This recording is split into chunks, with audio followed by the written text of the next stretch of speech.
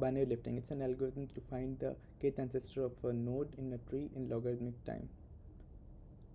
Let's consider a tree with 6 nodes numbered 0 to 5 inclusive, in a simple hierarchy where 0 is the root, 1 is its child, 2 is 1's child, 3 is 2's child, 4 is 3's child, and 5 is 4's child.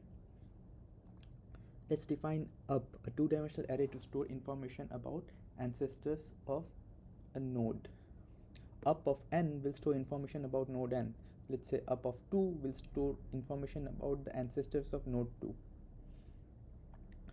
We need seal of log of 6, that is seal of log of number of nodes, that is seal of log of 6, that is 3 array length to store information about the ancestors in case of our tree.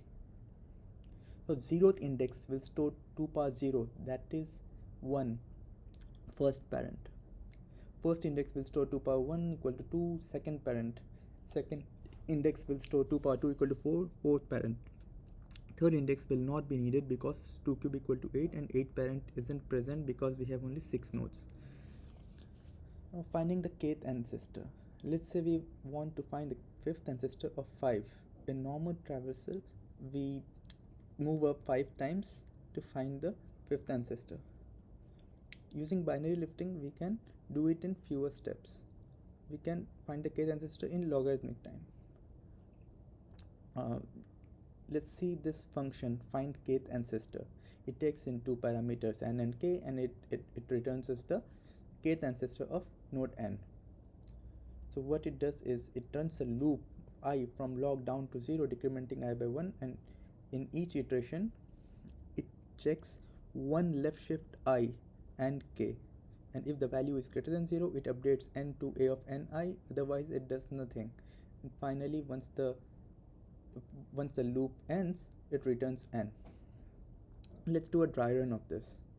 First time, in the first iteration, I is 3. The value of and is 0, so we don't get inside the if. Next, in the next iteration, I is 2. The value of n is 4, which is greater than 0, so we get inside the if block. Then we update the value of n to a of ni, which is a of 5 2 equal to 1. That is, we move to the 2 power 2, that is 4th ancestor of 5. We move to the 4th ancestor of 5. In the next iteration, I is 1. The value of and is 0. So we do nothing. Then we go to the next iteration. In the next iteration, we have I is equal to 0.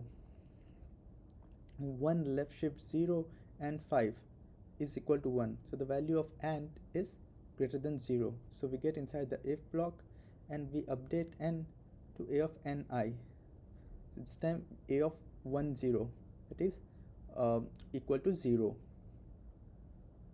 So this is the 2 power 0th ancestor of 1, of first ancestor of 1, which is 0. So why this works?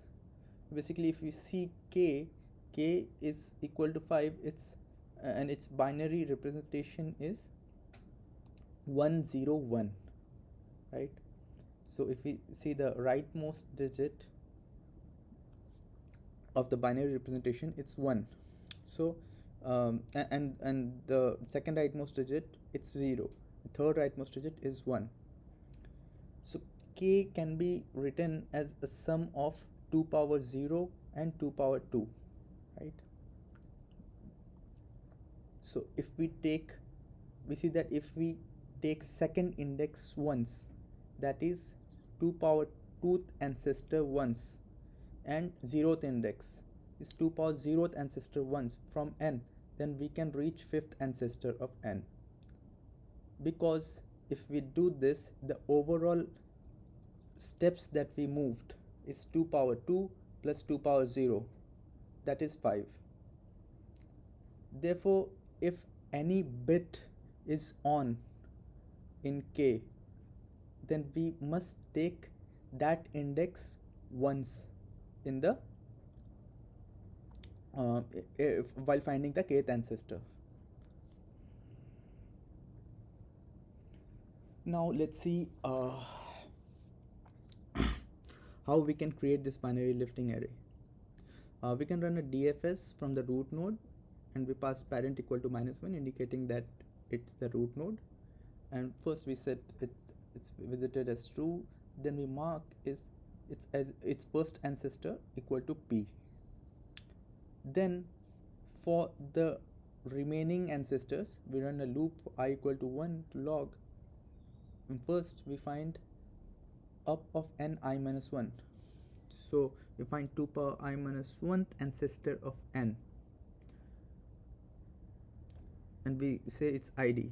If it's not equal to -1, then we say up of ni is equal to up of id I minus 1. Otherwise, we say up of ni equal to -1, indicating that this doesn't exist in the tree. Then we find for all the children of n, we run a loop, and if it's not visited, we call the DFS for the child. Understanding the above creation and why it works. So we in the first statement inside the for loop, we assign up of n I minus 1 to id, which is basically 2 power I minus 1th parent of n. And next time we check if that parent, if that ancestor is not -1, we assign up of ni value of up of id I minus 1, that is 2 power I minus 1th parent of that 2 power I minus 1th parent. So overall we move up 2 power I minus 1 plus 2 power I minus 1 equal to 2 into 2 power I minus 1. That's equal to 2 power I times. Therefore up and I stores the 2 power ith ancestor. Hope you understand it. You can view this again or read through this content again to understand this. It's a fairly simple concept, and just wanted to explain it in simple words, and so that like most of you could understand it. Thanks.